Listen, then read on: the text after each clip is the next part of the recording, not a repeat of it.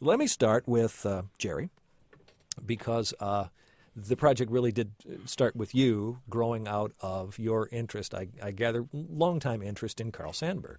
You were first introduced to Sandburg's poetry when you were a boy. Oh, gosh, well, I must have been about 5 or 6 years old. My great-aunt Marion, who lived in the family homestead farm near Osco, Illinois, was one of those people who were more a product of the 19th century than of the 20th. And she was a great fan of lots of American literature. She introduced me to Carl Sandburg by actually taking me to the Carl Sandburg birthplace in Galesburg. Mm-hmm. And somewhere it got tucked back into my little unformed subconscious. And, then over the course of my adolescence, of course, Sandburg got revisited very often in school and what have you. And I've loved Sandburg's poetry throughout my adult life. The project came about quite simply. I was looking around for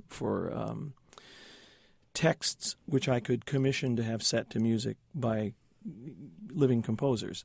And I was in San Francisco. Dan has to help me with this. It was 94, 95, 96, something like that. It's been a long time ago, 4 or 5 years ago. Dan was living in San Francisco. I had met Dan when he was the mellifluous voice of what were the call letters of the station? Actually, this whole thing began as a radio interview. That's right. Most appropriately enough. Yeah. RCA called me and said, "Would you like to do an interview with Jerry Hadley?" I said, "You better believe I want to do an interview with Jerry Hadley." Then they said, "Oh, well, you're not actually going to meet him. You're just going. It's only going to be a telephone interview." I said, "Well, that's fine, whatever." They said, "Oh, also you have to get up at 6 on Sunday morning and do it." I said, "Well, no. Not even for him." But we did have a long conversation, as I recall, and hit it off, and then Dan sent me some of the music that he had composed. He was quite a prolific composer already. To make a long story short, I called Dan when I was in San Francisco 4 or 5 years ago, and said, "Come on over for lunch. I want to show you something." And I showed him the texts which he subsequently set and fashioned the song and the slogan. It was that simple. And Dan's also has a dark secret because he's also a Midwesterner by birth. I'm glad you brought that up. I want to say I'm not somebody imported from somewhere else to write about the Midwest. Indeed, I grew up in Michigan, so I'm one of you folks. Mm-hmm.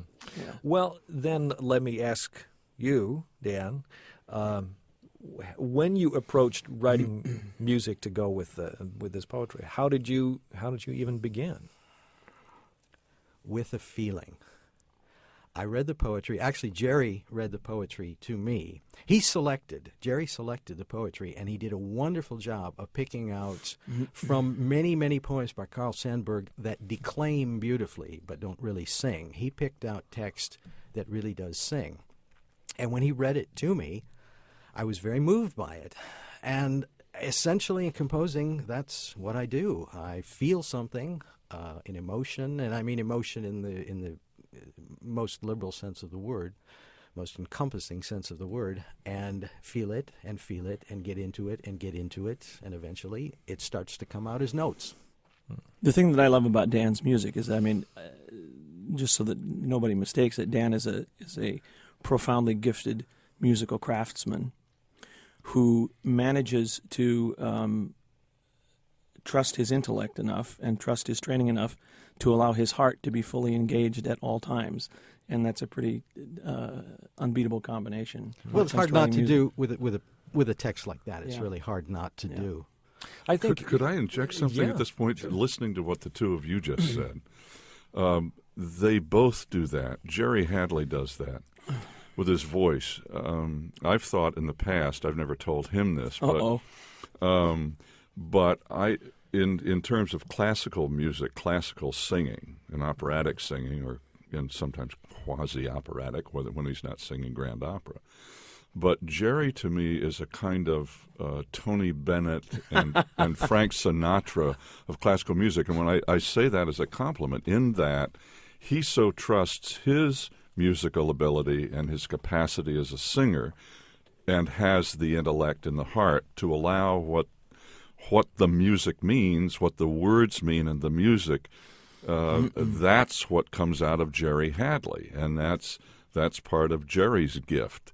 And what you hear simultaneously, what Daniel just said about how he feels music and tries to write it down, the same thing comes from him. And when I heard this music for the first time, what I felt, not what I intellectually discerned, what I felt from the opening chords of this was a perception of Sandberg and Sandberg's perception of the Midwest and what the Midwest is all about.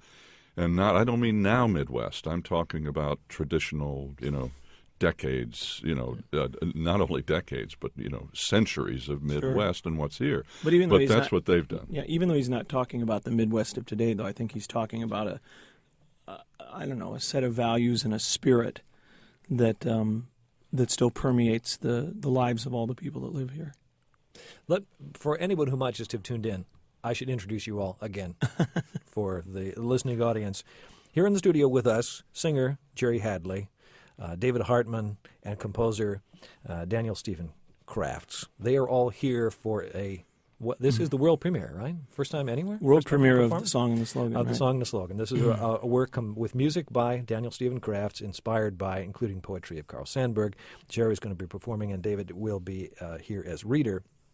Happening on the U of I campus tonight. We do have some tickets that we will give away in a little while, so do stay with us. And we also have some music to play. Let me just, I understand that, Jerry, I know because you've got to perform tonight, right? That I'm only with you for just a few more minutes. You're going to be here for a little while. We don't want to wear you out. So I just want to make sure that we get maximum mileage out of you before you have to go. One thing that I think is true, I think the reason that I think a lot of people in this country don't relate to poetry is that they have only seen it on a printed page, and poetry is meant to be spoken out. So it's not surprising that we would have here a work of poetry set to music. A lot of composers have always done that, set poetry to music. But I'm not here sort of also interested in how David approaches this, because here now you're also performing the poetry. You're not singing like Jerry is, but you're also having to use your voice to put something across too. How do you approach doing that? My hope is that the listener will just feel and hear Sandberg's perceptions of the Midwest, of his experience. That's all. Likewise, the music, what Jerry sings and what Daniel wrote. I mean, this whole evening should evoke Sandberg in the Midwest.